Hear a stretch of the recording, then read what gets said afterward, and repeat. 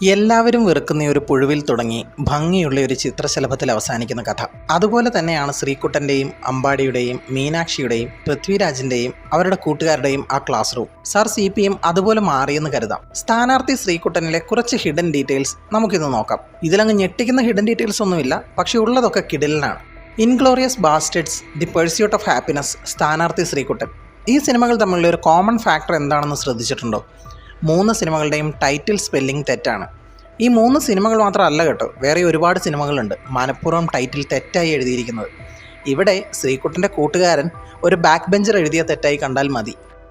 എറിഞ്ഞ ഏറിന് മാങ്ങയുടെ മുകളിലെ പുഴു തെറിച്ച് പൊങ്ങുന്നത് വരെ കൃത്യമായി CGI ചെയ്തിട്ടുണ്ട് മേക്കേഴ്സ്. പക്ഷേ അത് കാണാൻ കഴിയുന്നതിനേക്കാൾ വേഗത്തിലാണെന്ന് മാത്രം. ആർട്സ് ആൻഡ് സയൻസ് ഫെയർ 2022-23 വിദ്യാർത്ഥികൾ ഉണ്ടാക്കിയ ഐറ്റംസ് ഒന്ന് ശ്രദ്ധിച്ചു നോക്കൂ. ശ്രീകുട്ടൻ്റെയും കൂട്ടുകാരുടെയും മാതൃകാ സ്കൂൾ, തൊട്ടടുത്ത് വ്യാവസായിക വളർച്ചയിലും മലിനീകരണം കൊണ്ട് വേദനിക്കുന്ന ഭൂമി, ഹ്യൂമനോയിഡ് റോബോട്ട്, ഇന്ത്യയുടെ റോക്കറ്റ്, കെമിക്കൽസ് ഉപയോഗിച്ചുള്ള വോൾക്കാനോ, ശ്രീകുട്ടൻ്റെ അനിയൻ്റെയും കൂട്ടുകാരൻ്റെയും ദിനോസർ ഡിറ്റക്ടർ. ഇതിനൊരു പ്രത്യേക വിശദീകരണം വേണ്ട എന്ന് തോന്നുന്നു.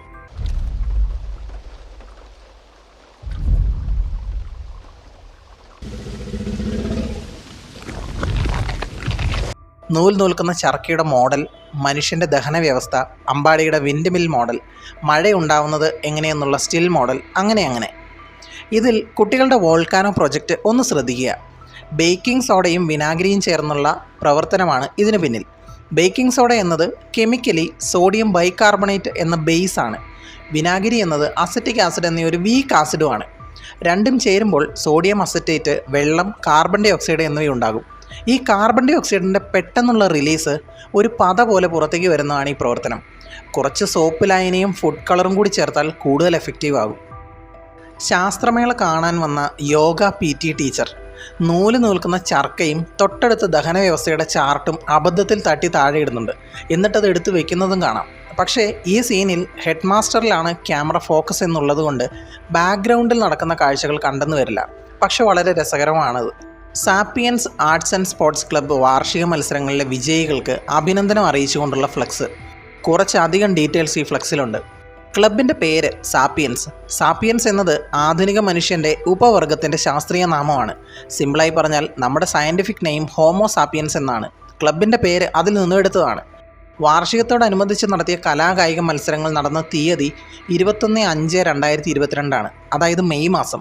കുട്ടികളുടെ വെക്കേഷൻ സമയത്താണ് ഇത് നടന്നത്. കഥാപ്രസംഗം ഫസ്റ്റ് പ്രൈസ് അടിച്ചിരിക്കുന്നത് ശ്രീകുട്ടൻ്റെ ക്ലാസ്മേറ്റ് പൃഥ്വിരാജനാണ്. ഭരതനാട്യ മത്സരത്തിൽ ജയിച്ചത് ശ്രീകുട്ടൻ്റെ ക്ലാസ്സിലെ മീനാക്ഷിയാണ്. സിനിമയിൽ ഭസ്മം ടീമായി ക്രിക്കറ്റ് കളി നടക്കുമ്പോൾ ഗാലറിയിൽ ഇരുന്ന് കമൻട്രി പറയുന്നത് ഈ പൃഥ്വിരാജാണ്, കഥാപ്രസംഗത്തിലെ പുലി.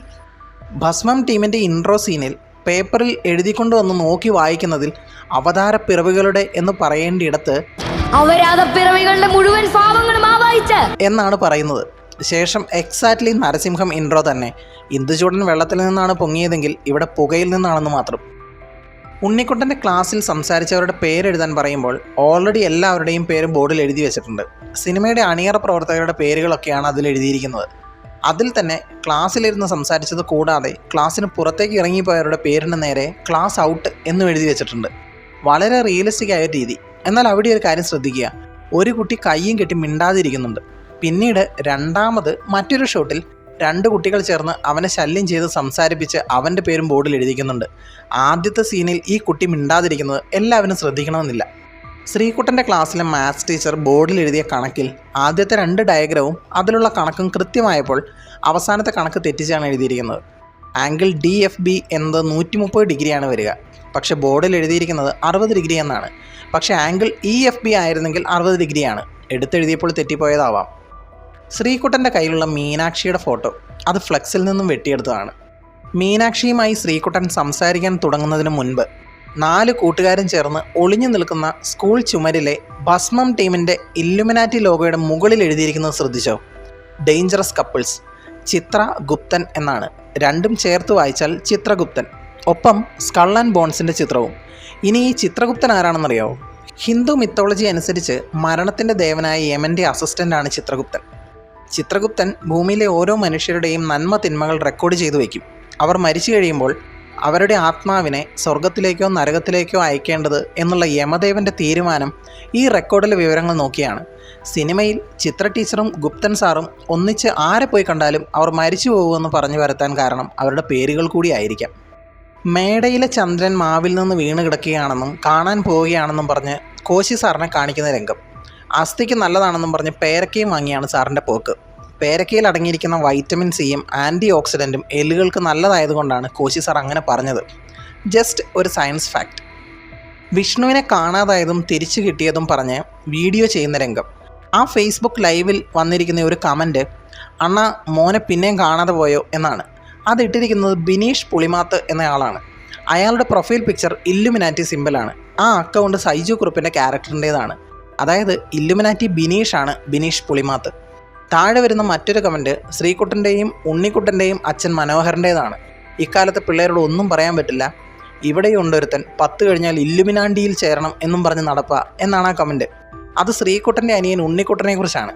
വീണ്ടും ബിനീഷ് പുളിമാത്ത് കമൻ്റ് ഇടുന്നുണ്ട്, ഇതിനൊരു അറുതി വരണം, #ബിനുക്കുട്ടണ്ണനോടൊപ്പം. ഇതിനൊക്കെ ശേഷം ഈ പണി ഒപ്പിച്ചത് ബിനീഷ് ആണെന്ന് അറിയുമ്പോഴാണ് ഈ കമൻ്റ് ഇടലിൻ്റെയൊക്കെ നർമ്മബോധം നമ്മൾ തിരിച്ചറിയുക. ക്രിക്കറ്റ് കളിയിൽ ബൗളിംഗ് ചെയ്യാൻ വരുന്ന രണ്ടാം ഭസ്മത്തിൻ്റെ പോക്കറ്റിൽ ഒരു പേപ്പർ മടക്കി വെച്ചിരിക്കുന്നത് എത്ര പേര് ശ്രദ്ധിച്ചു എന്നറിയില്ല. അതിലാണ് ഭസ്മപ്പൊടി മടക്കി വെച്ചിരിക്കുന്നത്. എന്താവശ്യം വന്നാലും കയ്യെത്തും ദൂരത്ത് സാധനമുണ്ട്. Classic frame. 2011 world cup semi ഫൈനലിൽ ഇന്ത്യ പാകിസ്ഥാൻ മത്സരത്തിനിടെ സച്ചിൻ്റെ പ്രശസ്തമായ ബാറ്റിംഗ് സ്റ്റാൻസ് ഫോട്ടോയുടെ തനി പകർപ്പാണ് ഈ ഫ്രെയിം. കണക്ക് പരീക്ഷ നടക്കുന്ന സമയത്ത് വോട്ട് പിടിക്കുന്ന സീൻ.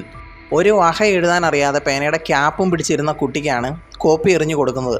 ഒരു പിരമിഡ് രൂപത്തിലുള്ള സംഖ്യകളുടെ പാറ്റേൺ നൽകിയിട്ട് അവ തമ്മിലുള്ള ബന്ധമാണ് പരീക്ഷയ്ക്ക് ചോദിച്ചത്. അതിനുള്ള ഉത്തരം കൃത്യമായി വഴി എഴുതി കോപ്പി അടിക്കാൻ കൊടുത്തു. എന്നിട്ട് കോപ്പിയുടെ പുറകിൽ വോട്ടഭ്യർത്ഥനയും. ആ ഉത്തരം കറക്റ്റാണെന്നുള്ളത് മറ്റൊരു സത്യാവസ്ഥ. ഇലക്ഷനിൽ തോറ്റെങ്കിലും ആ പയ്യൻ ശ്രീകുട്ടൻ വോട്ട് ചെയ്തിരുന്നു. ബിനീഷിൻ്റെ ഇലക്ഷൻ സ്ട്രാറ്റജികൾ എഴുതി വച്ചിരിക്കുന്ന ബോർഡ് ശ്രദ്ധിച്ചാൽ ഫ്ലോ ചാർട്ട് എന്നെഴുതിയ സ്പെല്ലിംഗ് തെറ്റാണ്. മാത്രമല്ല ഫ്ലോ ചാർട്ടിൻ്റെ ഷേപ്പ് അടക്കം ഇല്ലുമിനാറ്റിയെ റെപ്രസെൻറ്റ് ചെയ്ത് ത്രികോണ രൂപത്തിലാണ്. ശ്രീകുട്ടൻ്റെ അച്ഛൻ മനോഹരൻ ചേട്ടൻ്റെ തലയിൽ സേവ് ദ ഡേറ്റ് ഷൂട്ടിനിടയിൽ പറക്കുന്ന ക്യാമറ തലയിൽ വീണ് പരിക്ക് പറ്റി ഹോസ്പിറ്റലിൽ കിടക്കുന്ന സീൻ. കൂടെ നിൽക്കുന്നവരിൽ 2 പേര് മായ ടീച്ചറും സീരിയൽ നടൻ രാകേഷുമാണ്. ഫ്ലാസ്കും ക്യാമറയും പിടിച്ച ഫോട്ടോഗ്രാഫറും കൂടെയുണ്ട്. മായ ടീച്ചറിൻ്റെയും രാകേഷിൻ്റെയും വേഷവും ഒരുപോലെയാണ്. അവരുടെ സേവ് ദ ഡേറ്റ് ഷൂട്ടായിരുന്നു അന്ന്. ശ്രീകുട്ടൻ്റെ 7C ക്ലാസ്സിലെ മുഴുവൻ കുട്ടികളുടെ എണ്ണം 31. മാതൃകാ ക്ലാസ് റൂമിൻ്റെ രൂപത്തിൽ 7C ക്ലാസ് അറേഞ്ച് ചെയ്തിരിക്കുന്ന സീനിൽ 29 പേരെ കാണാനുള്ളൂ. അതുപോലെ 8 ബെഞ്ചും ഡെസ്കും ഉണ്ടായിരുന്ന ക്ലാസ് റൂമായിരുന്നു അത്. മോഡൽ ക്ലാസ് റൂം രീതിയിലേക്ക് മാറിയപ്പോൾ ഒരു ബെഞ്ചും ഡെസ്കും കുറവുമുണ്ട്. ഇനി ആ 2 കുട്ടികൾ ഈ ബെഞ്ചും ഡെസ്കും പിടിച്ച് മാറ്റിയിടാൻ പോയപ്പോഴാണോ ക്ലൈമാക്സ് ഷൂട്ട് ചെയ്തത് എന്നറിയില്ല. എന്നാലും 2 കുട്ടികളുടെ കുറവ് അവിടെയുണ്ട്. ഇത്രയും ഡീറ്റെയിൽസാണ് എനിക്ക് പങ്കുവയ്ക്കാനുള്ളത്. എന്തൊക്കെയാണെങ്കിലും കിടിലൻ സിനിമയാണ്. പിന്നെ ആക്ടേഴ്സിൻ്റെ പെർഫോമൻസ് എടുത്തു പറയേണ്ട ഒന്നാണ്. ഓരോ ക്യാരക്ടേഴ്സും മനസ്സിൽ സ്ഥാനം പിടിക്കുന്ന രീതിയിലാണ് എഴുതി വെച്ചിരിക്കുന്നതും ഓൺ സ്ക്രീനിൽ കാണുന്നതും. കുട്ടികൾ ഓരോരുത്തരും വൻ മുതൽക്കൂട്ട് എന്ന് പറയാവുന്ന കലാകാരന്മാർ. എന്നാലും എടുത്തു പറയാൻ ആഗ്രഹിക്കുന്ന ചക്രപാണി സാറിനെയാണ്. അജു വർഗീസിൽ നിന്നും ഇത്തരം ഒരു കഥാപാത്രം പ്രതീക്ഷിച്ചതല്ല. പണ്ട് തിരുവിതാംകൂർ ദിവാനായിരുന്ന സർ CP ഒരു കോൺട്രവേഴ്സ്യലായതും അതേസമയം ഇൻഫ്ലുവൻഷ്യലായതുമായൊരു പൊളിറ്റിക്കൽ ഫിഗറായിരുന്നു. സർ CPയുമായി നമ്മുടെ CP സാറിനെ ബന്ധപ്പെടുത്താൻ അറിയില്ല. എന്നാലും എടുക്കുന്ന തീരുമാനങ്ങളിൽ ഉറച്ചു നിൽക്കുന്ന ശ്രീകുട്ടൻ്റെ സർ CP അജു വർഗീസിൻ്റെ കയ്യിൽ ഭദ്രമായിരുന്നു. ആർക്കും ആസ്വദിക്കാൻ കഴിയുന്ന നല്ലൊരു ഫീൽ ഗുഡ് സിനിമ സമ്മാനിച്ച അണിയറ പ്രവർത്തകർക്കും നന്ദി. കൂടുതൽ സിനിമാ വിശേഷങ്ങളുമായി വീണ്ടും വരാം. Thanks for watching. പോകുന്നതിന് മുമ്പേ ഒന്ന് സബ്സ്ക്രൈബ് ചെയ്ത് നോക്ക്. Bye bye guys.